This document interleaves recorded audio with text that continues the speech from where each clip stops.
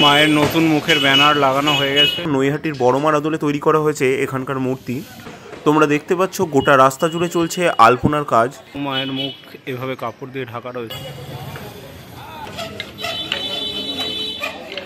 ঘড়ির কাঁটায় এখন বিকেল 5টা বেজে 5, আর আমি চলেছি কলকাতার বিখ্যাত কালী পূজা মণ্ডপ, ফাটাকেশ্বর কালী পূজা মণ্ডপ দেখতে। দেখো গোটা রাস্তা জুড়ে লাইট লাগানো হয়ে গেছে।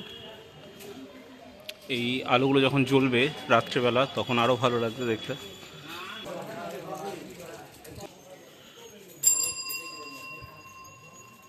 রাস্তার মাঝে এভাবেই পুজো হয়, ফাটাকেশ্বর কালীও তাই। রাস্তার ওপরে মায়ের মূর্তি বসানো হয়, এভাবে মাচা করে তলা দিয়ে যাতায়াতের রাস্তা রাখা হয়। এই যে এখানটা যেভাবে আমরা ঢুকছি, ফাটাকেশ্বর কালী মায়ের মণ্ডপের তলা দিয়েও এভাবে যাতায়াত করা যায়।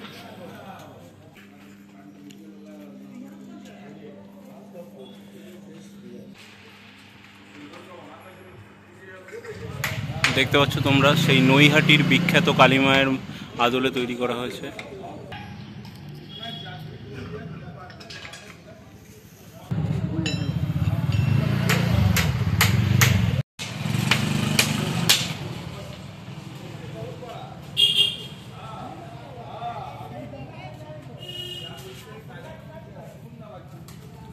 এদিকে চলছে কাজ।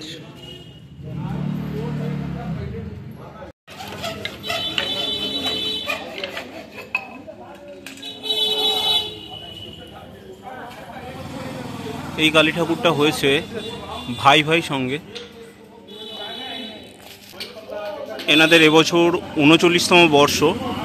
এই ভাই ভাই সঙ্গে আসলে তোমরা দেখতে পাবে এই নৈহাটির বড়মার আদলে তৈরি কালী মূর্তিকে।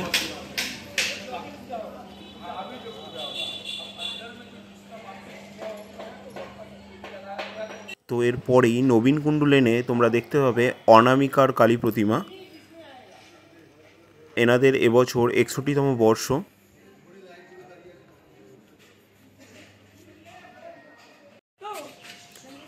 তোমাদের প্রতিমাটা দেখে প্রথমে হয়তো মনে হতে পারে ফাটাকেশ্বর কালীমা। এখানেও মায়ের মুখ এভাবে কাপড় দিয়ে ঢাকা রয়েছে, সেই পুরনো ফাটাকেশ্বর কালীর আদলে। তবে আকারে ফাটাকেশ্বর কালীর তুলনায় একটু ছোট। আলোগুলো জ্বলে উঠেছে, এবার মনে হচ্ছে পুজো চলে এসেছে। এখানেও কিছুটা নৈহাটির মতো। নৈহাটিতে যেরকম রাস্তার দুদিকে কালী ঠাকুরগুলো রয়েছে, এখানেও ওই গলি দিয়ে রাস্তা দিয়ে হাঁটতে হাঁটতে তোমরা আসলে অনেক কটা প্রতিমা দেখতে পাবে। যেমন এই সামনেই মোড়ের মাথায় এখানে একটা কালী পুজো হবে। আর এবারে যাচ্ছি ফাটাকেশ্বর কালী দর্শনে।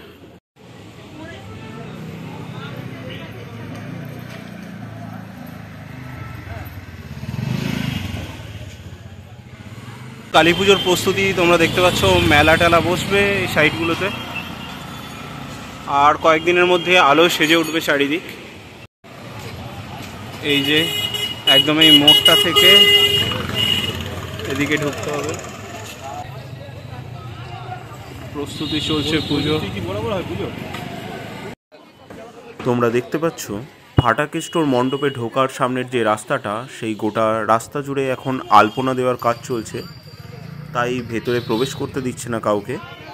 আর এরকম আলপনা এনারা প্রতি বছরই দেন, সুন্দরভাবে সাজান সামনেটা, যেটা তোমরা পুজোর সময় আসলে দেখতে পাবে।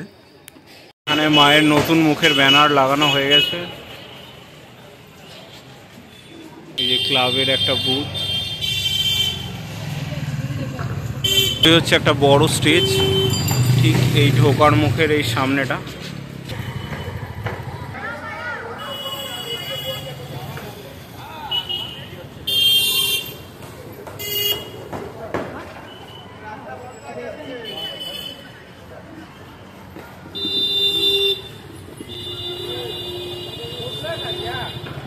আমি তো আগে একদিন এসেছিলাম, যেদিন মাকে এই মণ্ডপে আনা হয়েছিল শোভাযাত্রার মাধ্যমে। সেদিন বিকেলে এসেছিলাম, তবে বৃষ্টিতে ভালো করে দেখতে পাইনি ঠাকুর। যতটা পেরেছিলাম তোমাদের দেখিয়েছি, সেই ভিডিওটা তো পোস্ট করে দিয়েছি। তবে আজকে এখানকার প্রস্তুতি দেখতে এসেছিলাম।